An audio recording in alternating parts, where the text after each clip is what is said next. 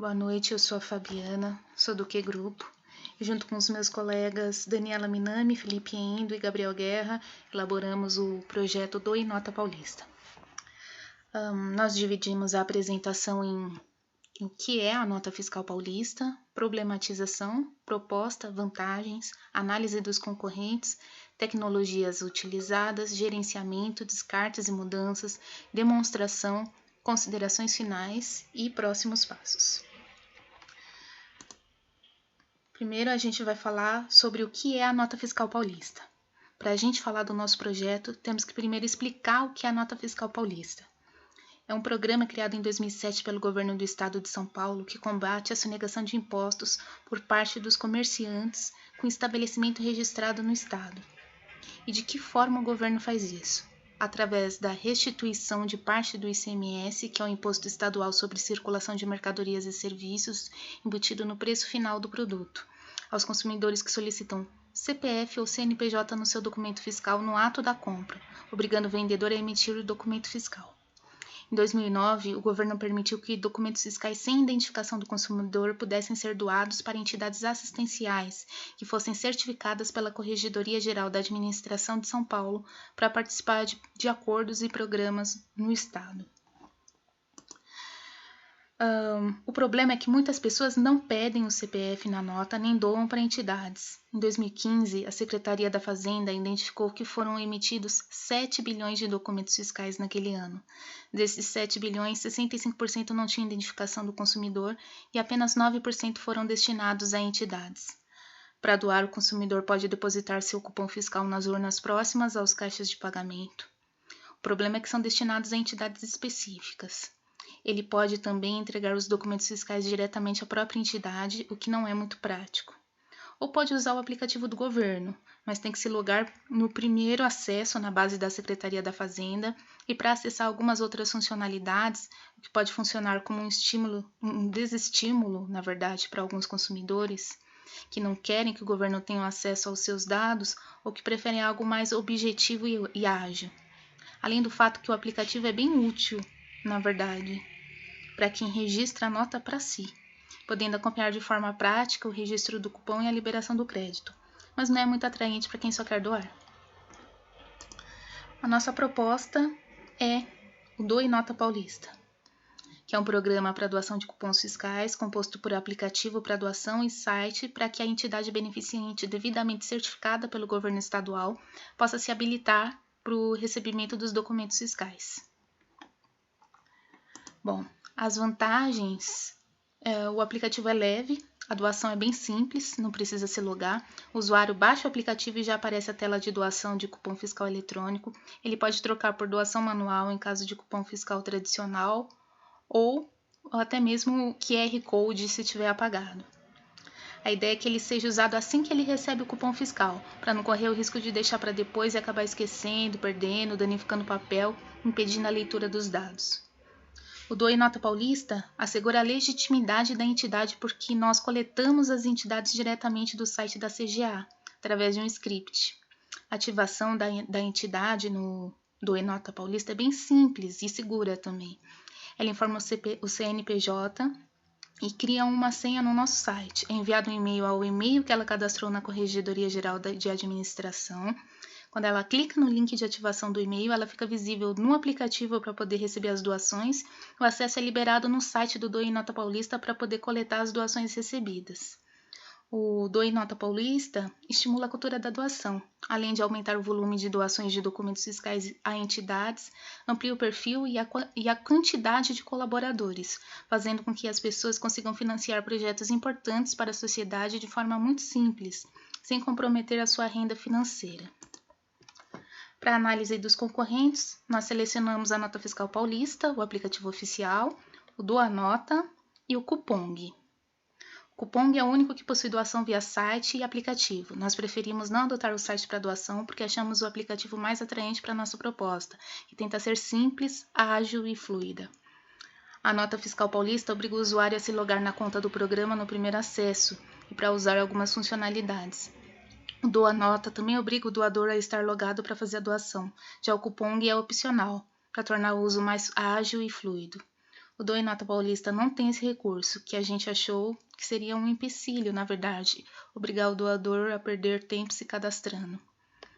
Nenhuma das opções oferece a leitura por OCR, que é a funcionalidade de reconhecimento de caracteres. Achamos melhor não implementar um recurso que não funciona do que fazer o usuário se decepcionar ao tentar usá-lo. O Do a Nota dizia oferecer esse recurso em fevereiro, quando tivemos nosso primeiro contato com esse aplicativo. A gente testou bastante, mas nunca funcionou. A gente mandou um e-mail para eles questionando, e eles esclareceram que realmente o usuário acaba tendo que digitar. Agora, em maio, ao acessar novamente o aplicativo, vimos que eles mudaram para o envio de fotos, para as entidades pegarem os dados, né?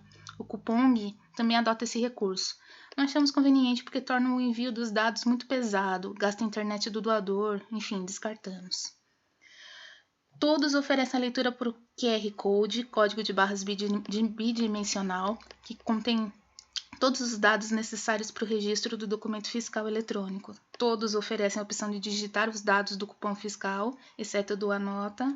Só o Do e Nota Paulista e a Nota Fiscal Paulista são totalmente gratuitos. No Do a Nota e no Cupong, a entidade tem que pagar após atingir determinado número de doações. Só o DNP, que é o Do a Nota Paulista, descarta o documento fiscal eletrônico com identificação de CPF ou CNPJ do usuário. E todos descartam documento fiscal expirado, exceto o Do a Nota. E só o Do e Nota Paulista rejeita documento já doado na sua própria plataforma. Bom, sobre as tecnologias utilizadas, eu vou ser bem sucinta, eu só vou citar. A gente utilizou Spring Fox, Stella, JWT, PDF Box, Spring, Maven, Java. A gente pode citar também o Ember, Ember Data, jQuery, Switch Alert, Ember Simple Out. Enfim, são inúmeros, são bastantes mesmo. O Android, né? Android Studio, Retrofit, Mobile Vision, SonarCube, FindBugs, Tortoise, SVN, Subversion, Amazon Web Services, MySQL, enfim, bastante. Agora, com relação ao gerenciamento, escolhemos a metodologia Agile Scrum por algumas razões. O Gabriel, nosso integrante, conhece bem, utilizam essa metodologia no projeto que trabalha, né? Além disso, não tínhamos muitas funcionalidades definidas e tínhamos pouco conhecimento das tecnologias. Fizemos algumas adaptações do Scrum para o nosso projeto. Na primeira planning, foi explicado tudo sobre o Scrum para os integrantes começarem a se familiarizar. Não tem a reunião diária do Scrum, porque não trabalharíamos todo dia no projeto, então não fazia muito sentido fazer reuniões diárias. A sprint, a nossa duração é de 1 semana, começa no domingo e termina aos sábados, ao invés de um mês, que é o tradicional. E no sábado a gente faz a reunião também, contendo a revisão, a retrospectiva e a planning.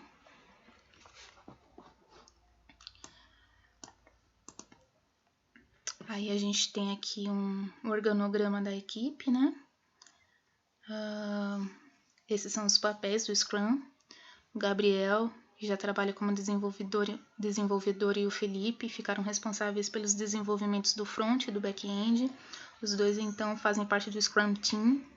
Escolhemos a mim, que sou a Fabiana, como Product Owner, devido à facilidade em entender as regras de negócio, de compor requisitos, e tenho uma habilidade investigativa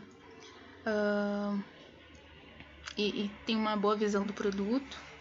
E a Daniela ficou com o papel de Scrum Master, que já tinha um conhecimento da metodologia e organização, e ela é uma pessoa muito organizada, enfim, caiu como uma luva.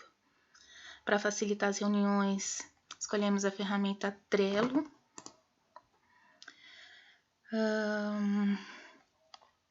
Para simular o quadro Scrum com o fluxo de trabalho em cada sprint. Os quadros são formados por uma lista com os épicos e as pontuações das tarefas, a lista do Product Backlog, né? a lista do sprint backlog, a lista de fazendo, a lista de pronto e o histórico de sprints que acumulava as tarefas realizadas. Além disso, a cada sprint era gerado o gráfico de burn down, com a meta em laranja e o realizado em azul. Nesse exemplo da Sprint 4, apesar de estarmos atrasados no começo da semana, no final conseguimos queimar todos os pontos. Já no outro exemplo, eram umas 2 sprints antes da entrega do projeto em que a equipe mirou muito alto e não conseguiu atingir a meta. Agora a gente vai falar um pouco sobre a matriz de responsabilidades. Algumas atividades eram realizadas por todo o grupo, como a definição do escopo, caso de uso. Citando algumas atividades de cada integrante, a gente pode falar do Felipe, que desenvolveu o front-end do aplicativo e diagramas de classe e sequência. O Gabriel foi responsável pelo front-end do site e back-end. Eu fui responsável pela documentação, entender as regras de negócio, estabelecer as funcionalidades. E a Daniela pelos testes, pelo banco e nas tarefas de documentação também. Oficialmente, o Gabriel é o gerente, por exigência da disciplina. Vamos falar também um pouco sobre o cronograma. Logo no começo do projeto fizemos esse cronograma geral em que estimamos a semana de início e duração de cada macroatividade e serviu de apoio para as sprints backlogs, né? Em azul está o previsto, em laranja o que está em andamento e em verde o realizado. No começo estávamos indo bem, tínhamos até terminado algumas tarefas com antecedência, mas já na metade do semestre estávamos com atividades atrasadas. Como a gente pode ver aí nesse outro slide também. Vamos falar também um pouquinho sobre as métricas do projeto. A gente considerou até sprint 8.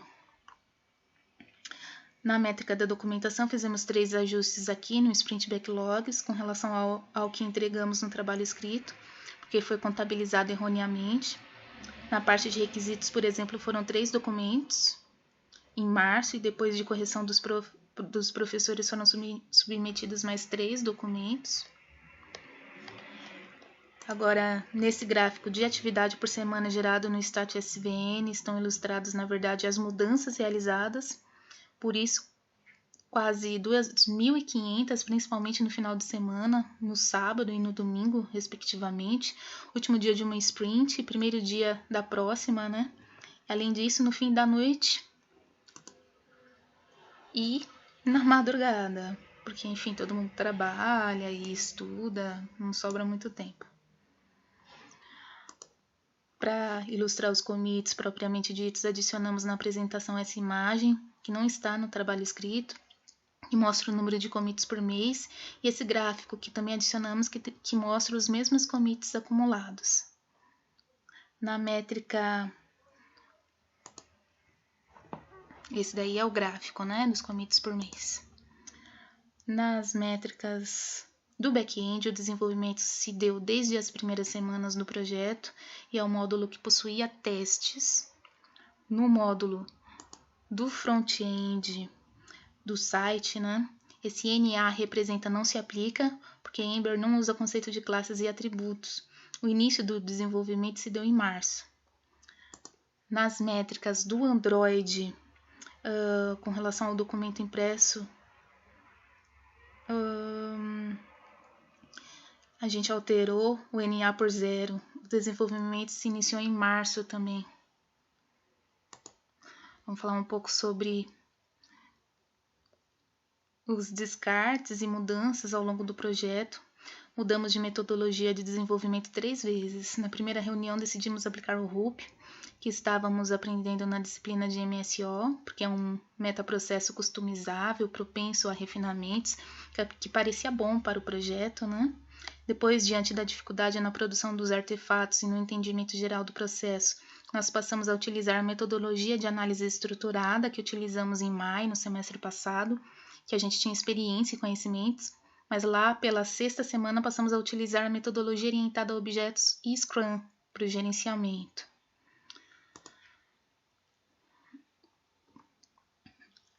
Tivemos também mudanças de funcionalidades que foram necessárias após o lançamento do aplicativo oficial do governo Nota Fiscal Paulista. O cadastro no aplicativo deixou de existir, a quantidade de telas diminuiu e as telas ficaram mais limpas e práticas. Foi adicionado as funcionalidades de favoritos de entidade padrão, que facilitaria na doação, e o histórico local, que é opcional para o doador.